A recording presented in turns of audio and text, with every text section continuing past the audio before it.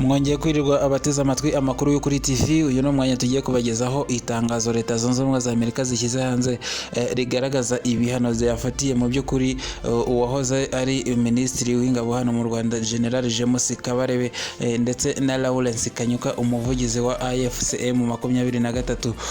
Ni nyuma y'uko umutwe wa M23 ukomeje kwigarurira uduce twinshi hariya mu burasirazuba bwa Repubulika Iharanira Demokarasi ya Kongo, aho yahereye hariya mu gace ka Goma imanukira hariya i Bukavu, ndetse na n'ubu ikaba itarahagaze mu by'ukuri, ikaba iri kwerekeza hariya muri Uvira mu majyepfo ya Repubulika Iharanira Demokarasi ya Kongo. None aha rero nibwo tubonye itangazo rya Minisiteri y'Imari ya Amerika mu by'ukuri rigaragaza ko uyu General James Kabarebe ariwe uri hagati y'ubufasha u Rwanda ruha M23 mu by'ukuri.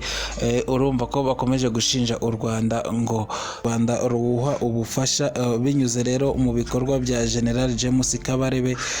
Birumvikana ko Minisiteri y'Imari ya Amerika rero ikomeza gushinja igihugu cy'u Rwanda kuba gikorana na M23 cyangwa se kuba hari ubufasha igihugu cy'u Rwanda kigenera uyu mutwe wa M23. Akaba ariho baboneye ko rero uyu General James Kabarebe ariwe ugira uruhare rukomeye cyane mu kuba rwashyikiriza ubufasha u Rwanda ruha M23 mu by'ukuri.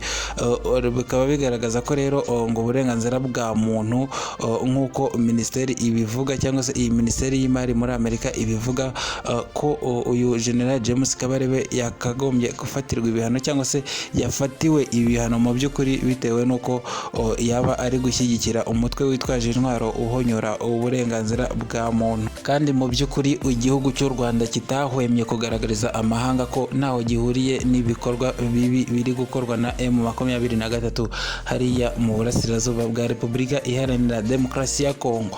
Uyu General James Kabarebe rero wahoze ari umujenerali mu ngabo z'u Rwanda, ubu ngubu akaba ari umunyamabanga wa leta muri Minisiteri y'Ububanyi n'Amahanga y'ibiyaga bigari.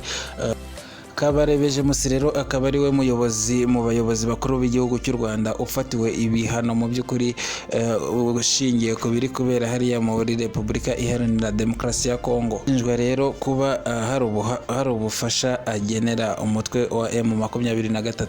Ntabwo ari we wenyine rero wasohoye muri iri tangazo mu by'ukuri, kuko na Lawrence Kanyuka umuvugizi w'ihuriro AFC ndetse M23 uyu Lawrence Kanyuka rero akaba yashyizwe ku rutonde rw'abo Leta Zunze Ubumwe za Amerika zafatiye ibihano.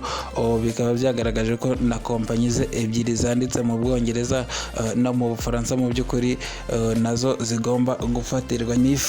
Minisitiri hariya muri Leta Zunze Ubumwe za Amerika yagaragaje ko ibi bihano byatangajwe uyu munsi bishimangira ubushake bwa Leta Zunze Ubumwe za Amerika mu kuryoza cyangwa se mu guhana mu by'ukuri bihanukiriye abategetsi batandukanye cyangwa se abantu batandukanye bari kugira uruhare mu guhonyora cyangwa se mu guteza umutekano muke hariya muri Repubulika Iharanira Demokarasi ya Kongo.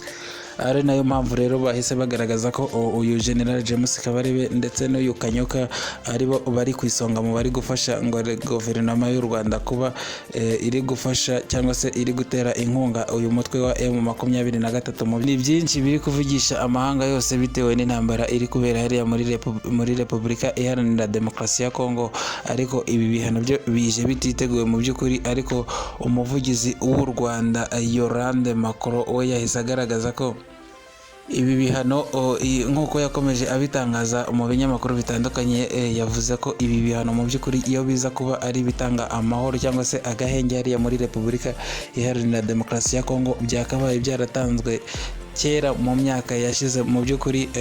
Kandi byahise bigaragara ko guverinoma y'u Rwanda nayo itahise ituza, yahise igaragaza ko yamaganye mu by'ukuri ibi bihano byafatiwe uyu General James Kabarebe. Guverinoma y'u Rwanda rero ikaba yabyamaganiye kure.